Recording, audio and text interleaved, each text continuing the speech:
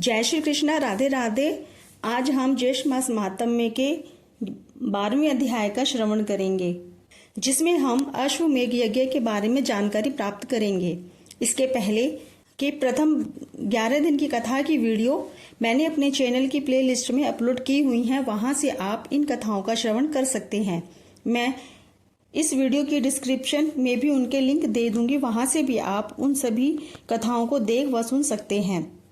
ज्येष्ठ मास महात्म्य को सुनने के लिए रोज प्रातः काल यानी ब्रह्म मुहूर्त में उठकर स्नान करके स्वच्छ वस्त्र पहनकर भगवान श्री विष्णु जी का पूजन करना चाहिए और ज्येष्ठ मास महात्म्य की कथा सुननी चाहिए। मैं आपको प्रतिदिन प्रति अध्याय के हिसाब से 30 अध्यायों का श्रवण कराऊंगी। आओ अब कथा प्रारंभ करते हैं। पिछले अध्याय में हमने सुना था कि ज्येष्ठ मास की शुक्ल पक्ष हस्त नक्षत्र से युक्त दशमी तिथि के दिन गंगा जी स्वर्ग से पृथ्वी पर अवतीर्ण हुई थीं, इसलिए ज्येष्ठ मास को श्रेष्ठ मास कहा गया है और गंगा जी के नित्य स्नान से व्यक्ति सब पापों से मुक्त होकर अंत में शिवपुर कैलाश को जाते हैं। अब आगे स्कंची कहने लगे कि हे ऋषियों, अब राजा भगीरथ जैसे गंगा जी को इस लोक में लाए, वह सब कथा मैं आप तुमसे कहता हूं, आप चित्त को निश्चल करके सुनिए। प्रथम सूर्य कुल में राजा सगर परम धार्मिक देवताओं तथा दैत्यों का निर्वहन करने वाला विख्यात हुआ था। वह नीति को जानने वाला और अति कुशल राजा था।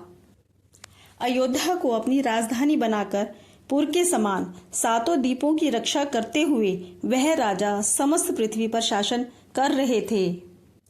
अपने और पुत्रों के समान प्रजा का पालन करता था और शेषनाग के 1000 फणों के समान उसके 60,000 पुत्र थे। राजा सगर के 60,000 पुत्र समुद्र के समान विख्यात और बड़े पराक्रमी थे। बल में वायु के समान, वृद्धि में बृहस्पति के समान, धनुर्धारियों में भीष्म के समान और तेज में सूर्य के समान थे।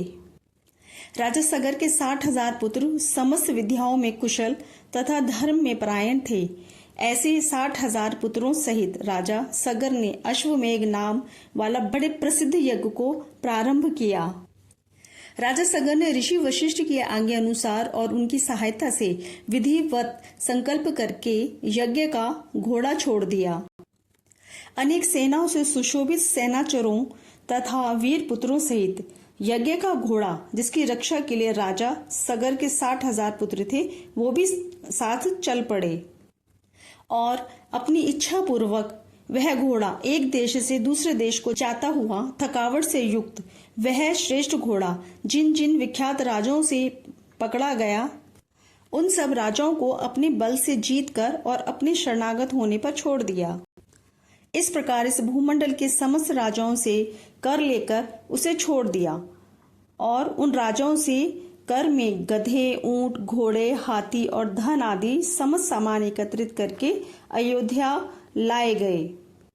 इसके पश्चात यज्ञ की समाप्ति पर विधि पूर्वक ऋत्विक जनों को दक्षिणा दी गई और 10 दिशाओं से लाया गया सब द्रव्य वस्तु तथा अपने राष्ट्र का भी बहुत सा धन साधारण कामना रहित होकर ब्राह्मणों को दान में दे दिया। इस तरह इस राजा ने 99 यज्ञ किए। इतने यज्ञ होने पर और जब 100वें में एक यज्ञ बाकी रह गया तो स्वर्ग के राजा इंद्र चकित हो गए और घबराकर सोचने लगे कि अब मैं क्या करूं और कहां जाऊं, मेरी रक्षा कौन करेगा। राजा सगर के 100 यज्ञ पूर्ण होने पर वह अवश्य ही मेरा इंद्रासन छीन लेगा, ऐसा विचार कर युद्ध के लिए तत्पर हो गया और समस्त देव सेना लेकर पृथ्वी पर आ गया। सगर पुत्रों ने भी सहसा इंद्र को आए हुए देखकर यह निश्चय करके कि देवताओं के राजा इंद्र यज्ञ का घोड़ा हर कर ले जाने के लिए ही आए हैं। तब 60,000 राजा सगर के पुत्र इंद्र के पास आए और नमस्कार करके बड़े आदर और शांति के साथ वचन बोले कि हे स्वामी, हे शचीपते, यहाँ आपका आना कैसे हुआ। सगर पुत्रों के ऐसे वचन सुनकर इंद्र, जिनका होठ क्रोध के मारे कांप रहा था, बोले कि तुम मेरा यह सब राज्य और इंद्रपद सब कुछ हरण करने के लिए तैयार हो रहे हो। और अब बच्चों के समान श्रेष्ठ और मधुर वचन बोल रहे हो, जैसे तुमको कुछ पता ही नहीं। ऐसा कहने पर सहसा देवता लोग शत्रु सेना पर प्रहार करने लगे।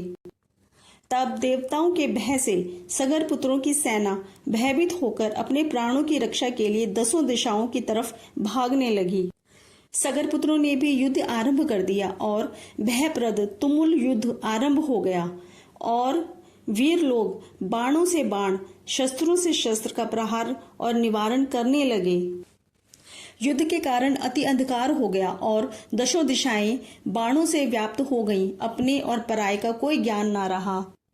इस प्रकार से परस्पर युद्ध करने लगे।